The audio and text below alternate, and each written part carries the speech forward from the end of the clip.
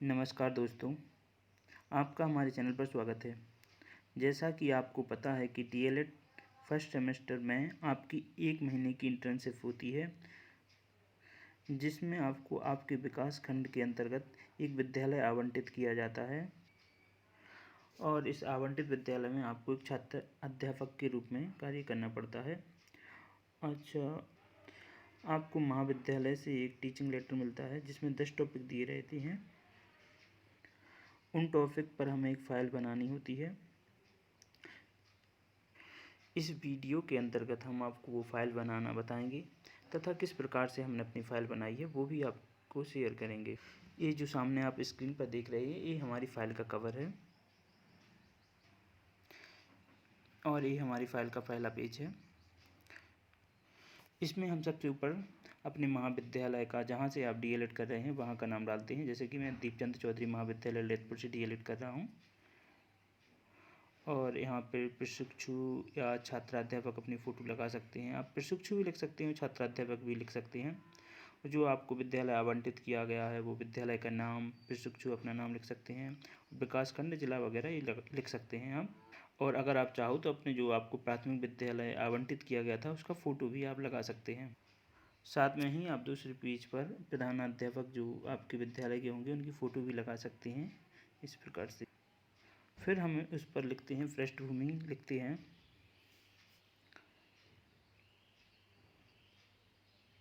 पृष्ठभूमि के बाद में विषय वस्तु लिख देते हैं। विषय वस्तु में हम वो लिखते हैं जो आपको टीचिंग लेटर मिला था, उस पर जो 10 टॉपिक दिए हुए थे वो हमारे विषय वस्तु में आ जाते हैं। और इस साइड पृष्ठ संख्या लिख देते हैं और कुछ विद्यालय की फ़ोटो वगैरह भी इसमें लगा देते हैं।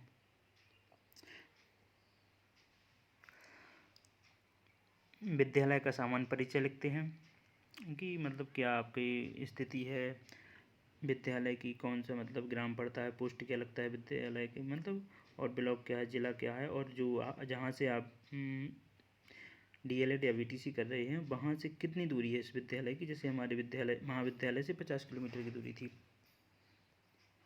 और आगे हम विद्यालय परिसर से संबंधित लिखते हैं कि शिक्षण कार्य हेतु मतलब प्रधानाध्यापक कौन है, सहायक अध्यापिका कितनी हैं, शिक्षा मित्र कितने हैं, विद्यार्थी कुल कितने हैं, जिनमें बालक तथा बालिकाओं की संख्या कितनी है। इस प्रकार से लिखते हुए हम आगे चलते। फिर हम लिखते हैं कक्षा निरीक्षण, लिखते हैं किस प्रकार से कक्षा का निरीक्षण किया। जो आपने जैसा निरीक्षण किया वैसे लिख सकते हैं। छात्र निरीक्षण कर लिख सकते हैं, हाँ लिखना अनिवार्य है। ठीक है, ये हमारा तीसरा पेज हुआ। और फिर इसके बाद में हम लिखते हैं शिक्षा, टीचिंग के बारे में लिख देते हैं, आप ऐसे देख लीजिए। और शिक्षण के उद्देश्य, अब यहाँ से हमारा जो 10 टॉपिक थे वो उसका एक पहला टॉपिक या कार्य संख्या फर्स्ट प्रारंभ होती है। इस कार्य संख्या या टॉपिक में हमारा उद्देश्य होता है कि मतलब जो छात्र अध्यापक होता है उसको प्राथमिक विद्यालय की कक्षा का अवलोकन करना होता है। और किस प्रकार से अवलोकन किया हमने, देखिए साफ सफाई के ऊपर, साज सज्जा के ऊपर, बैठक व्यवस्था किस प्रकार थी, बच्चों की ड्रेस कैसी थी। ठीक है, बच्चों की साफ़ सफाई यानी कि वो नहा के आते थे, क्या ड्रेस में रहते थे, किस प्रकार से। इस प्रकार से हमारा पहला टॉपिक कंप्लीट होता है। और इसके बाद में हम शिक्षण विधियाँ लिख देते हैं इसके जस्ट बाद में। अगर आप चाहते हैं तो शिक्षण के बाद में शिक्षण विधियाँ लिख सकते हैं या पहले टॉपिक के बाद भी शिक्षण विधियाँ लिख सकते हैं।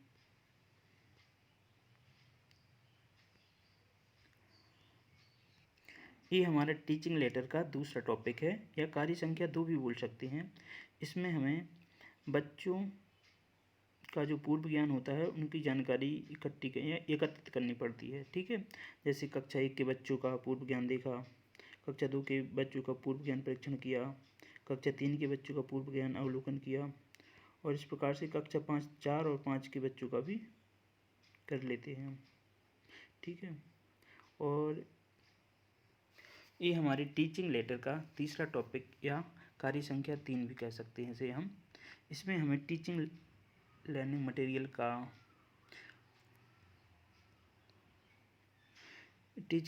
मटेरियल या टीएलएम बोलते हैं इसको, उसका विवरण प्रस्तुत करना और समालोचना करना।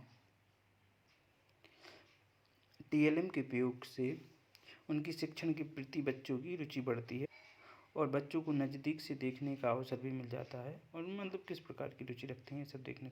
और हमें भी TLM ऐसा बनाना चाहिए जो मतलब छात्रों को अपनी ओर आकर्षित करे तथा मतलब TLM के मतलब बच्चे अधिक से अधिक उत्सुक हों कि हमें इससे सीखने को मिलेगा।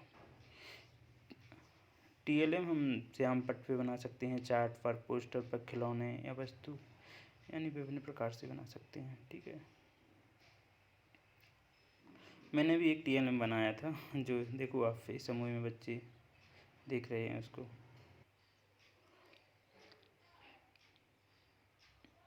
एक कार्य संख्या 4 है, टीचिंग लेटर का या टॉपिक भी कह सकते हैं इसको। इसमें रेमेडियल टीचिंग विधि एवं समालोचना।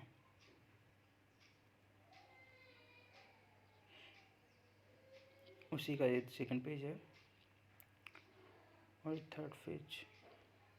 ठीक है, आपको हर टॉपिक कंप्लीट होने के बाद में अपने प्रधानाध्यापक द्वारा मुहर और उनकी सिग्नेचर कराने हैं। ये हमारे उसकी टीचिंग लेटर का टॉपिक नंबर 5 का फर्स्ट है, या ये भी लिख सकते हैं। इसमें आपको विद्यालय की प्रोफाइल तैयार करना पड़ता है, या जो छात्र अध्यापक होते हैं विद्यालय में उपस्थित शिक्षक एवं शिक्षिका के पूर्व विवरण प्रस्तुत करते हैं कि हमारे जो आपका आवंटित प्राथमिक विद्यालय है उसमें प्रधानाध्यापक जी कौन हैं और कितनी सहायक अध्यापिका या सहायक अध्यापक हैं, शिक्षा मित्र कितने हैं और क्या शैक्षिक योग्यता है और प्रशिक्षण योग्यता। इस प्रकार से हमें उनका विवरण देना पड़ता है या विवरण प्रस्तुत करना पड़ता है। 5 का सेकंड या 5 का भी। इसमें भौतिक वस्तुओं के बारे में लिखना पड़ता है, जैसे कोई प्रांगण की साफ सफाई, विद्यालय में हैंडपम्प की स्थिति, कक्ष की स्थिति यानी बैठने की व्यवस्था क्या है आपकी, और प्रांगण में साफ सफाई यानी कि कब होती है, कैसी होती है, और पानी पीने के लिए किस प्रकार की व्यवस्था की गई है। ये हमारे 5 का सेकंड टॉपिक आ जाएगा। कार्य संख्या 6 या टीचिंग लेटर का छठवां टॉपिक। इसमें हमारा विषय होता है शैक्षिक गतिविधियों का क्रियान्वयन या अभिलेखीकरण। इसमें हमें समय सारणी का निर्माण करना पड़ता है, जो हमारी मतलब विद्यालय आवंटित विद्यालय है उसका जो समय सारणी होगा वो हम इस पर बना देंगे कि किस प्रकार की समय सारणी है, और पाठ्य पुस्तकों का रख रखाव किस प्रकार से है, शिक्षक डायरी का उपयोग, पाठ्य पुस्तक के अनुसार शिक्षण कार्य, PT व्यायाम आदि का मतलब वो कर देंगे इसमें। कार्य संख्या 7 या आपके टीचिंग लेटर का टॉपिक नंबर 7। इसमें हमारा विषय होता है विद्यालय अभिलेख का विवरण, रखरखाव एवं समालोचना। इसके अंतर्गत उपस्थिति रजिस्टर, पुस्तकों का विवरण और प्रवृत्ति रजिस्टर आता है। कार्य संख्या 8 या टीचिंग लेटर का टॉपिक नंबर 8, विद्यालय अभिलेखों को तैयार करना। ठीक है, इस प्रकार से उद्देश्य होता है मिड डे मील। ठीक है, मिड डे मील का समय क्या है आपके विद्यालय का, और जो आपका मिड डे मील की साप्ताहिक आहार तालिका है उसका भी विवरण इस प्रकार से दे देंगे कि सोमवार मंगल बुध को क्या क्या और कब मिलता है।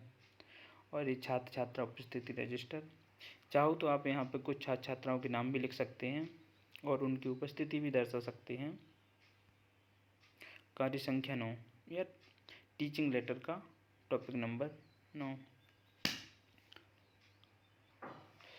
इसके अंतर्गत हमें जो पाठ्य सामग्री है उसका क्रियाकलाप का विवरण एवं समालोचना करना पड़ता है। ठीक है, इस प्रकार से आप कुछ फ़ोटो भी लगा सकते हैं आप, और इस प्रकार से टॉपिक बना के लिख सकते हैं। ये हमारी टीचिंग लेटर का टॉपिक नंबर 10वां है। इसका विषय होता है सामुदायिक सहभागिता की स्थिति एवं समालोचना। इसमें कुछ जैसे क्यारी निर्माण, गीत गायन, ये टॉपिक बना, खेलकूद, राष्ट्रीय कार्यक्रम। इस